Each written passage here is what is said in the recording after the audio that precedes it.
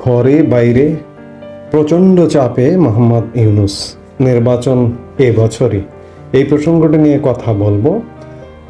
নানা আলামতে এটি পরিষ্কার যে মোহাম্মদ ইউনূস নিজে কিংবা তার প্রেস সচিব বারবার যেটি বলেছিলেন যে 25 ডিসেম্বর অথবা 26 জুনের মধ্যে নির্বাচন, কিন্তু না, যেভাবে ভেতরে বাইরে চাপ বাড়ছে তাতে সরকার ভেতরে ভেতরে এই ডিসেম্বরের মধ্যেই নির্বাচনের প্রস্তুতি নিতে বাধ্য হচ্ছে। এটি নানা আলামতে ইতিমধ্যেই প্রকাশ পেয়েছে। বিভিন্ন রাজনৈতিক দলের দাবির প্রেক্ষিতে নির্বাচন কমিশনও এ ব্যাপারে জানিয়েছে যে ডিসেম্বরের মধ্যে তারা নির্বাচন করবার প্রস্তুতি নিচ্ছে। সোমবার নির্বাচন কমিশনের একজন কমিশনার মোহাম্মদ আনোয়ারুল ইসলাম সরকার তিনিও জানিয়েছেন যে নির্বাচন কমিশন ডিসেম্বরের মধ্যে নির্বাচন করবার প্রস্তুতি নিচ্ছে। গত রবিবারে নির্বাচন নিয়ে মোহাম্মদ ইউনূসও মুখ খুলেছেন।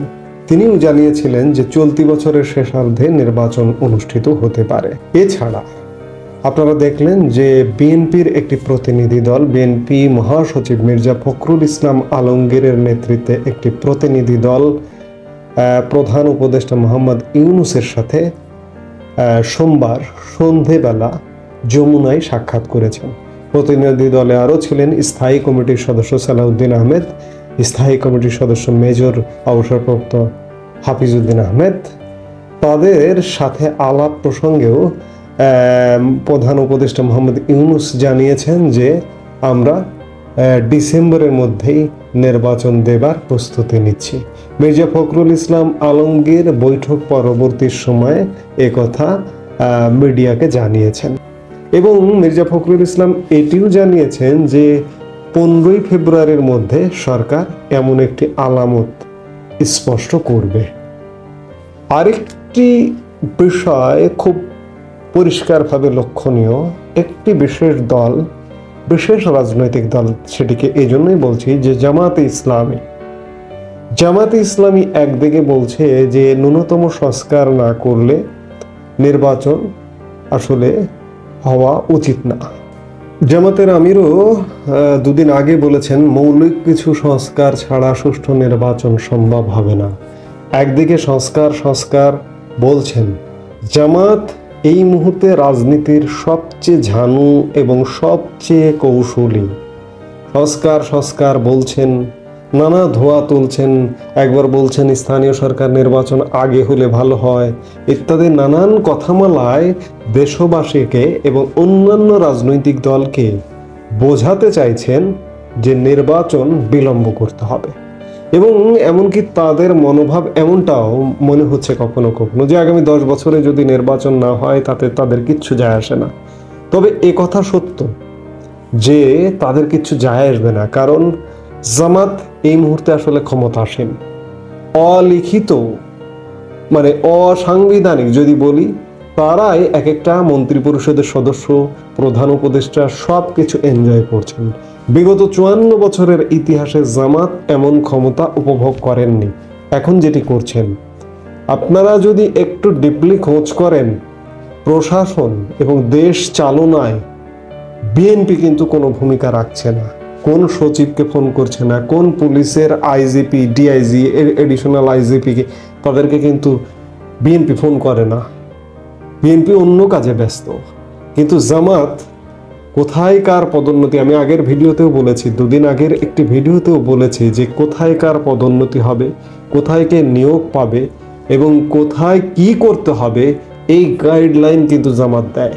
এবং প্রশাসনের কর্তা ব্যক্তিদের কাছ থেকে এমন তথ্য পাওয়া গেছে জামাত এক প্রকার প্রশাসনকে মনিটরিং করছে। তো কাজেই যেটি বলছিলাম যে জামাত যে ক্ষমতা ভোগ করছে তাতে আগামী 10 বছরেও যদি নির্বাচন না হয় তাতে কিচ্ছু যায় আসবে না, তাদের যায় আসে না। কারণ নির্বাচন হলে এই ক্ষমতা কিন্তু তারা ভোগ করতে পারবে না। সেই জায়গায় তারা নির্বাচন বিলম্ব চাইছে।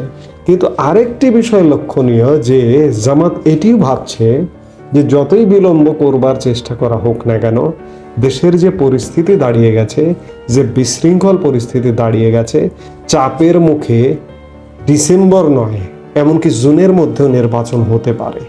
এই নির্বাচন হতে পারে এটি ধরে নিয়ে জামাত মুখে বলছে নির্বাচন বিলম্ব হোক, সংস্কার হোক আগে, কিন্তু জামাত ইতিমধ্যে প্রস্তুতি নিচ্ছে।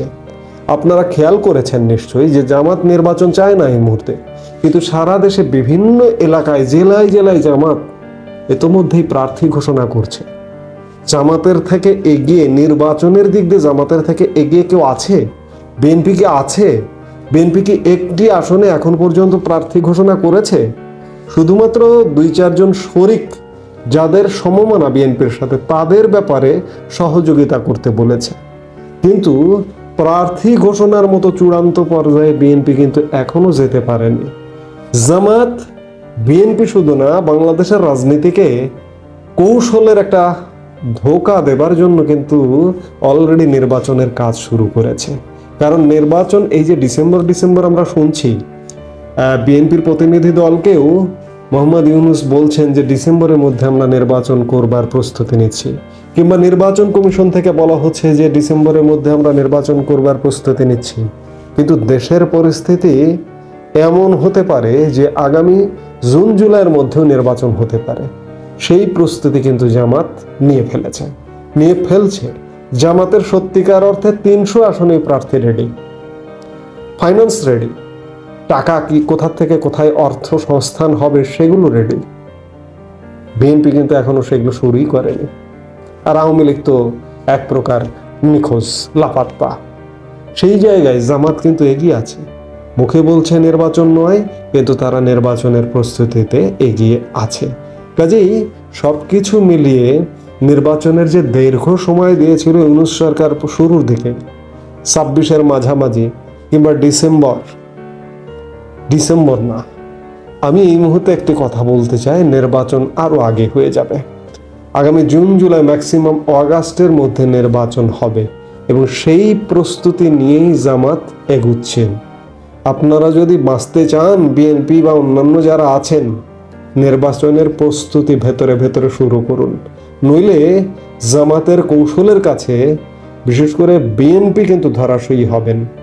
কারণ আমরা জরিপ ফলাফলগুলোতেও দেখেছি যে বিভিন্ন জরিপ ফলাফলে জামাত কৌশলের কারণে এগিয়ে আছে।